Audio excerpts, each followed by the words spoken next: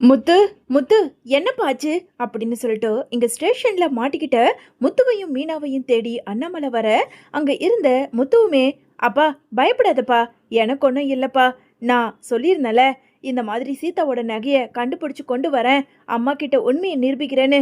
கடைசியில் அங்கே போனதுக்கு அப்புறம் இன்ஸ்பெக்டர் என்னையும் மீனாவையும் அரெஸ்ட் பண்ணி இங்க கூட்டிட்டு வந்துட்டாருப்பா. எங்களை உண்மையாலுமே திருடன் திருடின்னு இன்ஸ்பெக்டர் நினைச்சிட்டாருப்பா.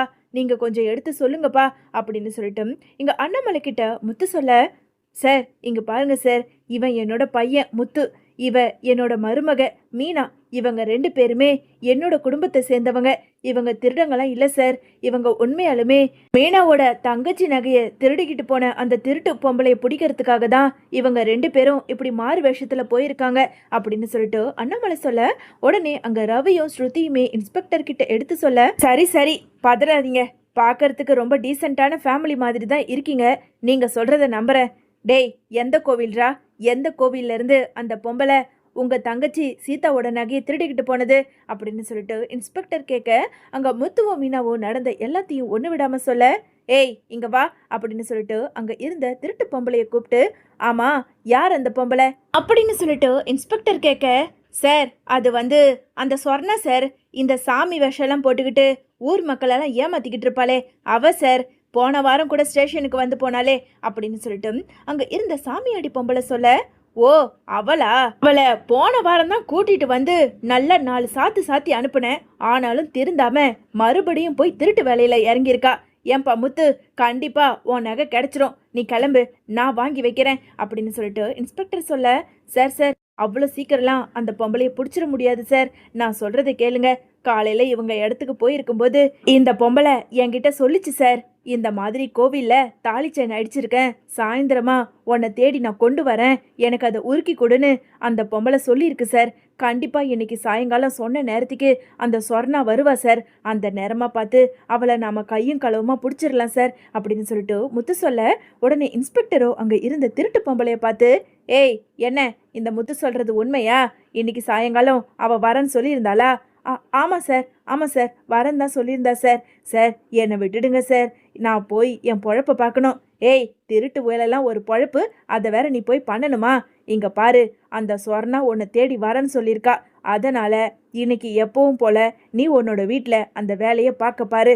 அதே சமயம் அந்த சொர்ணா வர நேரத்துக்கு நாங்கள் உங்கள் வீட்டை சுத்து போட்டு இருப்போம். ஆனா போலீஸ் அங்க சுத்து போட்டிருக்குன்னு அந்த சொர்ணா கிட்ட ஏதாவது ஒரு வகையில நீ சொல்லணும், தெரிவிக்கணும்னு நினைச்சேன்னு வச்சுக்கோ, உன்னை அங்கேயே சுட்டு தள்ளிடுவேன், ஜாக்கிரதை அப்படின்னு இன்ஸ்பெக்டர் சொல்ல, உடனே முத்து இருந்துக்கிட்டு, இன்ஸ்பெக்டர் சார் ரொம்ப நன்றி சார், நீங்க இவ்வளோ பெரிய உதவி பண்ணுவீங்கன்னு நான் நினைச்சு கூட பார்க்கல சார்.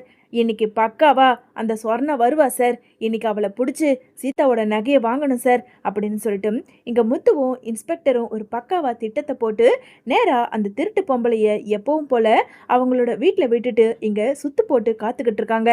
இன்னொரு பக்கம் இங்க மீனாவோ அந்த திருட்டு பொம்பளை கிட்ட, இங்க பாரு, உள்ள கண்டிப்பா அந்த சொர்ணா வருவா, அவ அந்த தாலி கொடி செயினை எடுத்து உங்ககிட்ட கொடுப்பா, அந்த நேரமா பார்த்து நாங்க இன்ஸ்பெக்டர் கிட்ட இன்ஃபார்ம் பண்ணுவோம், உள்ள அவளை கையும் களவுமா பிடிப்பாங்க. அதுக்கு முன்னாடி நீ ஏதாவது மூச்சு விட்டேன்னு வச்சுக்கோ, இன்ஸ்பெக்டர் சொன்னார்ல உன்னை சுட்டு தள்ளிடுவாருன்னு, என்கவுண்டர் போட்டாருன்னா அவரை கேட்கறதுக்கு யாருமே கிடையாது, புரிஞ்சுதுல? ஏதாவது மூச்சு விட்டேன்னு வச்சுக்கோ, அவ்வளவுதான் சொல்லிட்டேன் அப்படின்னு மீனா மிரட்ட, உடனே முத்து இருந்துக்கிட்டு, பரவாயில்லையே மீனா, இந்த கெட்டப்பில் உனக்கு நல்லாவே தைரியம் வந்திருக்கு போல இருக்கே, பார்க்கலாம் அப்படின்னு சொல்லிட்டு இங்க முத்துவும் மீனாவும் மாறு வேஷத்துல இருக்க அந்த திருட்டு பொம்பளையுமே அங்க உட்காந்துக்கிட்டு இருக்க சரியான நேரத்துல சொர்ணா அந்த வீட்டுக்குள்ள வராங்க. என்னங்க அங்க பாருங்க, சீதாவோட நகையை திருடிக்கிட்டு போனவ, அது மட்டும் இல்ல அத்தை கிட்ட பொய் சொல்லி என்னை வீட்டை விட்டு துரத்துனவங்க அவ அப்படின்னு சொல்லிட்டு இங்க மீனா சொல்ல, ஐயோ மீனா கொஞ்சம் உணர்ச்சி வசப்படாம அமைதியா இரு, நாம இப்போதைக்கு மாறு வேஷத்துல இருக்கோம், நாம தான் முத்து மீனான்னு அந்த பொம்பளைக்கு தெரிஞ்சதுன்னா கண்டிப்பா அவ இங்கிருந்து எஸ்கேப் ஆக பாப்பா, அதுக்கப்புறம் போலீஸ் கிட்ட இன்ஃபார்ம் பண்ண முடியாது அப்படின்னு சொல்லிட்டு இங்க முத்துவும் மீனாவும் பேசிக்கிட்டு இருக்க அதே நேரம் இங்க சொர்ணா ஏற்கனவே அங்க உக்காந்துக்கிட்டு இருந்த திருட்டு பொம்பளை கிட்ட அக்கா அக்கா, நான் தான் காலையில ஃபோன் பண்ணியிருந்தேனே, இந்த மாதிரி ஒரு தாலி செயினை கோவில்ல இருந்து திருடிக்கிட்டு வந்தனே, அதை கொஞ்சம் எனக்கு ஒருக்கி கொடு, உனக்கான கமிஷனை நான் கொடுக்குறேன் அப்படின்னு சொல்லிட்டு அங்க அந்த சொர்ணை உக்காந்து அந்த திருட்டு பொம்பளை கிட்ட பேசிக்கிட்டு இருக்க, இங்க திருட்டு பொம்பளையோ முழிச்சுக்கிட்டு இருக்கிறத பார்த்ததும், என்னக்கா எப்பவும் நான் வந்தா கலகலன்னு பேசுவேன், இன்னைக்கு என்னமோ உருன்னு உக்காந்து வேலையை பார்த்துக்கிட்டு இருக்க. ஆமா, என்னாச்சு, ஏதாவது பிரச்சனையா அப்படின்னு சொல்லிட்டு சொன்ன கேட்க இங்க திருட்டு பொம்பளையோ அதெல்லாம் ஒன்றும் இல்லை. ஆமா, இது எத்தனை பவுனு அக்கா? இது எப்படியும் ஒரு 5 பவுன் இருக்கும். இந்த ஒரு வாரத்துக்கு நான் வேற எந்த வேலையும் செய்ய போறதில்ல. இதை மட்டும் வித்தனா எனக்கு பல லட்சம் கிடைக்கும். அதை வச்சுக்கிட்டு நான் கொஞ்ச நாளைக்கு ஓடிடுவேன். சீக்கிரம் உருக்குக்கா அப்படின்னு சொல்லிட்டு சொர்ணா பேச உடனே இங்க மீனாவோ, என்னங்க சீக்கிரமா போலீஸுக்கு ஃபோன் பண்ணுங்க அப்படின்னு சொல்லிட்டு அங்க இருந்த மீனாவோ முத்துக்கிட்ட சொல்ல, முத்துவோ அங்க போனை எடுத்து மறைமுகமா போய் இந்த மாதிரி அந்த சொர்ணா உள்ள வந்துட்டா, சீக்கிரம் வாங்க சார் அப்படின்னு இன்ஃபார்ம் பண்ண இன்ஸ்பெக்டர் போலீஸ் உங்களோட நேரா அங்க திருட்டு பொம்பளையோட வீட்டுக்குள்ள நுழையிறாங்க. உடனே தப்பிச்சு போக பார்த்த சொர்ணாவை இங்க மீனா ஓங்கி ஒரு அறை கொடுத்து கைய பிடிச்சு, எவ்வளவு தைரியம் இருந்தா என் தங்கச்சியோட தாலி செயினை நீ பறிச்சுக்கிட்டு வந்திருப்ப, உன்னையெல்லாம் சும்மாவே விடக்கூடாதுரி அப்படின்னு சொல்லிட்டு வந்த கோவத்துக்கு மீனா அந்த திருட்டு பொம்பளை சொர்ணாவை போட்டு அடி வெளுத்துவாங்க. உடனே இன்ஸ்பெக்டரோ அந்த சொர்ணாவை வந்து அரெஸ்ட் பண்ணிடுறாங்க. சார், இவ தான் என் தங்கச்சியோட தாலி செயினை திருடிக்கிட்டு வந்தது. முதல்ல என் தாலி செயினை வாங்கி கொடுங்க சார். ஏய் குடுடி அந்த செயினை அப்படின்னு சொல்லிட்டு அங்க இருந்த மீனா சொர்ணா கிட்ட இருந்து அந்த தாலி செயினை புடுங்க.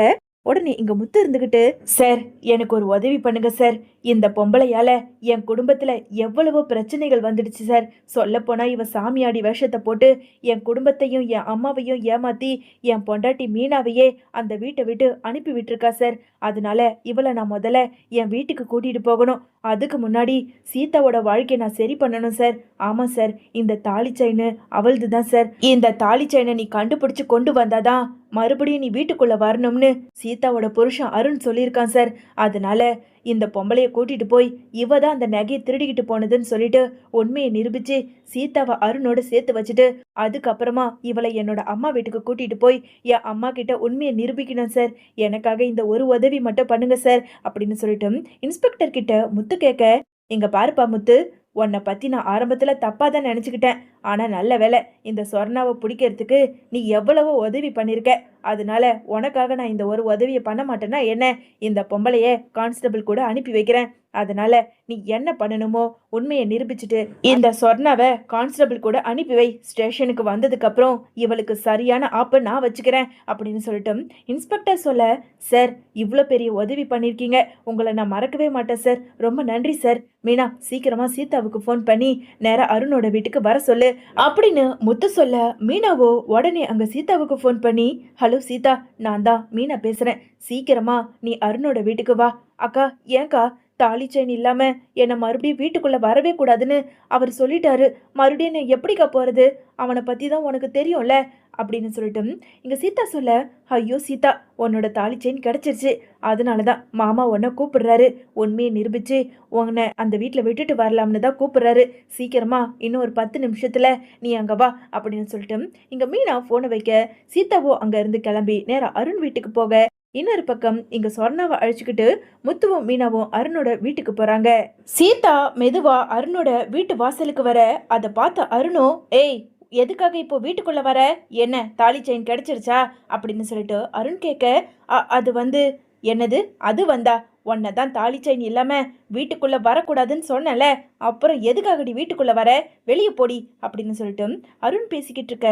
உடனே அங்க முத்து வராரு. அதுக்கு அவசியமே இல்ல அருண். டேய், உன்னை யாருடா இப்போ என் வீட்டு வாசலுக்கு வர சொன்னது? ஏய் சீதா, என்ன உன்னை வீட்டுக்குள்ள கூப்பிடலன்னு வக்காலத்துக்கு இந்த முத்துவை கூட்டிட்டு வந்திருக்கியா? யார் சப்போர்ட் பண்ணாலும் சரி, ஆனா உன்னை தாலி செயின் இல்லாம வீட்டுக்குள்ள என்னால விடவே முடியாது. இங்க இருந்து எல்லாரும் கிளம்புங்க அப்படின்னு சொல்லிட்டு அருண் கோவத்தோட பேச, உடனே மீனா இருந்துகிட்டு, அருண் எதுக்காக இப்படி இவ்வளோ கோவமா நடந்துக்கிறீங்க? நாங்க எதுக்காக வந்திருக்கோம்னு தெரியாமே நீங்க பாட்டுக்குன்னு இஷ்டத்துக்கு பேசிக்கிட்டு இருக்கீங்க.